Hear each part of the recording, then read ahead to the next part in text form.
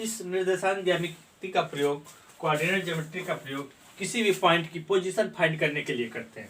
सबसे पहले इस ओरिजिन के राइट में पॉजिटिव नंबर्स होता है 1 2 3 4 5, लेफ्ट में निगेटिव नंबर। जैसे नंबर लाइन होती है वैसे सेम होती है यहाँ पे भी।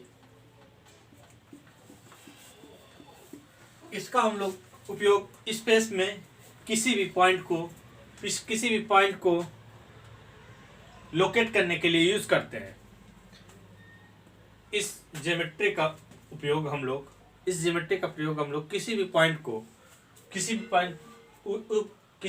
को लोकेट करने के लिए करते हैं। जैसे मान लीजिए मैंने एक पॉइंट पी लिया, ये पॉइंट पी। अब हमें पता करना है कि ये पॉइंट एक्स एक्सिस से कितने डिस्टेंस पे और वाई एक्सिस से कितने डिस्टेंस पे है। तो हम लोग सबसे पहले उसके पैरेलल जाएंगे एक्स एक्सिस की दूरी पे और उसके पैरेलल एक लाइन खींच देंगे, और ऐसे ही वाई एक्सिस में यहाँ हम लोग देख रहे हैं कि ये दोनों लाइनें एक दूसरे को जिस पॉइंट पर काट रही हैं वही इस पॉइंट का लोकेशन हुआ, यानी 1 2 3 4 5, 1 2 3 4, यानी x की वैल्यू 5, y की वैल्यू 4 हो गई। अब हम लोग इसमें मुख्य रूप से दो ही टॉपिक पढ़ते हैं। निर्देशांक ज्यामिति में बोर्ड में मुख्य रूप से दो ही टॉपिक से आता है, एक डिस्टेंस फार्मूला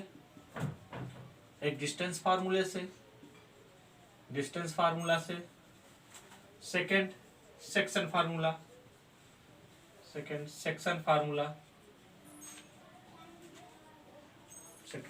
फार्मूला। या हम लोग दोनों फार्मूले को बारी बारी से डिस्कस करेंगे और इन दोनों फार्मूले पे बेस्ट प्रॉब्लम सॉल्व करेंगे।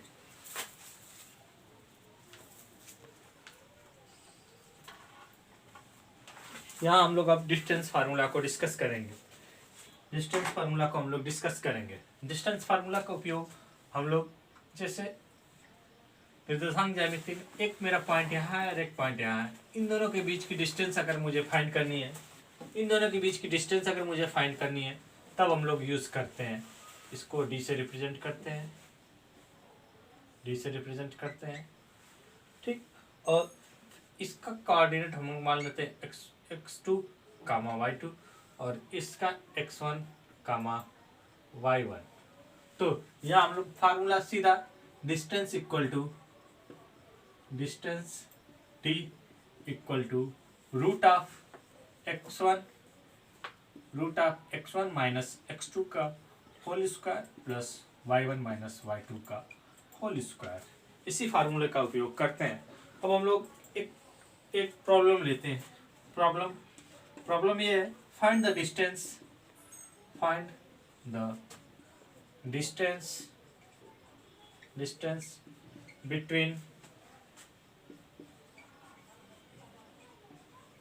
between point 1, 2 and 3, 5। तो यहाँ हम लोग देख रहे हैं x1 की वैल्यू 1, y1 की वैल्यू 2, x2 की वैल्यू 3, y2 की वैल्यू 5।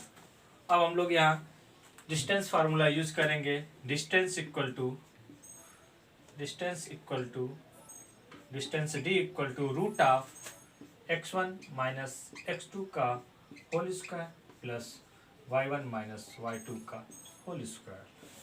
रूट x1 की वैल्यू अब हम लोग पुट करते हैं 1 माइनस 3 का whole square plus y1 2 minus 5 का होल स्क्वायर। यहाँ हो गया माइनस 2 का होल स्क्वायर प्लस माइनस 3 का होल स्क्वायर, 2 का होल स्क्वायर माइनस 2 का होल स्क्वायर 4, 9। ये हो गया 30 आंसर। हम लोग एक सेकंड प्रॉब्लम सॉल्व करते हैं डिस्टेंस बेस्ड ऑन डिस्टेंस फार्मूले पे। डिस्टेंस हमारा प्रॉब्लम दिया हुआ है, find the distance between point -1, 7 and 3, 5। यह हम लोग देखते हैं x1 की वैल्यू दिया है -1, y1 की वैल्यू दिया है 7, x2 की वैल्यू दिया है 3, y2 की वैल्यू दिया है 5। यहाँ हम लोग डिस्टेंस फार्मूला यूज करेंगे। यहाँ हम लोग डिस्टेंस फार्मूला यूज करेंगे। डिस्टेंस फार्मूला होता है, distance formula d equal to root of x1 minus x2 का whole square plus y1 minus y2 का होल स्क्वायर।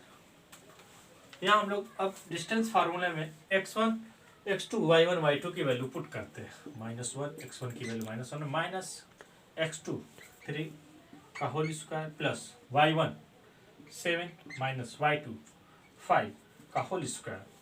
अब इसको हम लोग कैलकुलेट करेंगे। -4 का होल स्क्वायर प्लस 2 का होल स्क्वायर, -4 का होल स्क्वायर 16 प्लस 2 का होल स्क्वायर 4। ये हो गया हमारा रूट 20। यही हो गया हमारा आंसर। यहाँ हम लोग कोऑर्डिनेट ज्योमेट्री का सेकंड टॉपिक पढ़ते हैं। बोर्ड में आने वाला, क्लास 10th के बोर्ड में आने वाला सेकंड टॉपिक है हमारा सेक्शन फार्मूला।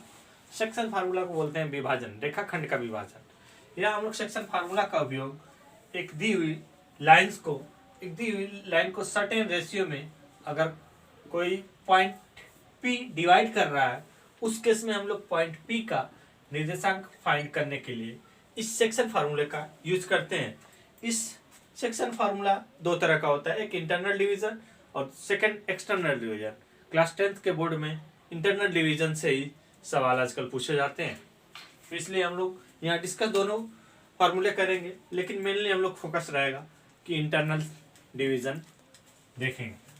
यहाँ मान लिया x1 कामा y1, ये पॉइंट P है, ये हमारा पॉइंट S है, x2 कामा y2, और इस लाइन को m1:m2 रेशियो में डिवाइड कर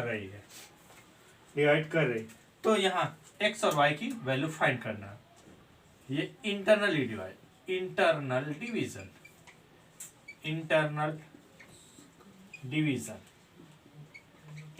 डिवीजन कौन सा डिवाइजन? Internal division. इस केस में x इक्वल टू x का निकालने के लिए m1 का मल्टीप्लाई x2 में करते हैं, m1 multiply by x2 plus m2 multiplied by x1, m2 multiplied by x1 by m1 plus m2 by m1 plus m2। ऐसे ही y के लिए m1 का मल्टीप्लाई y2 के साथ, m1 का मल्टीप्लाई y2 के साथ और m2 का मल्टीप्लाई m1 के साथ। m1 multiply by y2, m1 multiply by y2 plus m2 multiplied by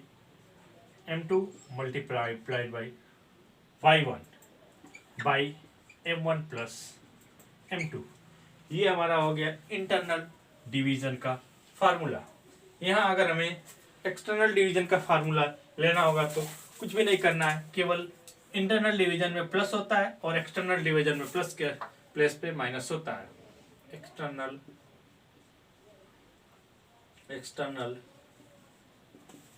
division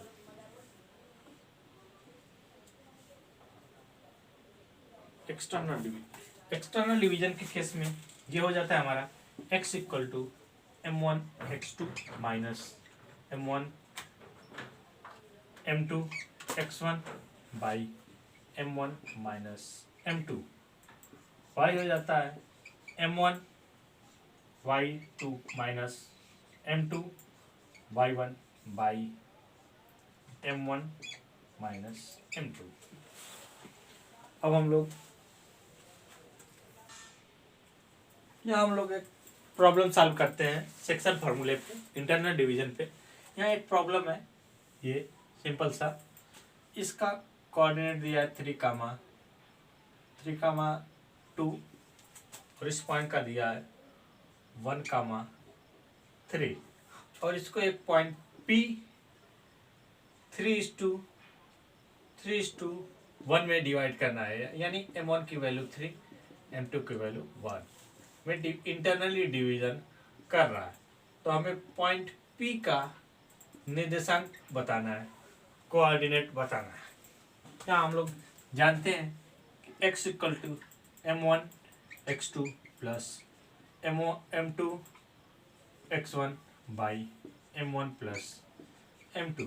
इसी फार्मूले में हम लोग पुट कर देंगे m1 की वैल्यू हमें यहाँ दिया है 3, m1 की वैल्यू दिया है 3, x2 की वैल्यू 1 प्लस m2 की वैल्यू 1 इंटू x1 की वैल्यू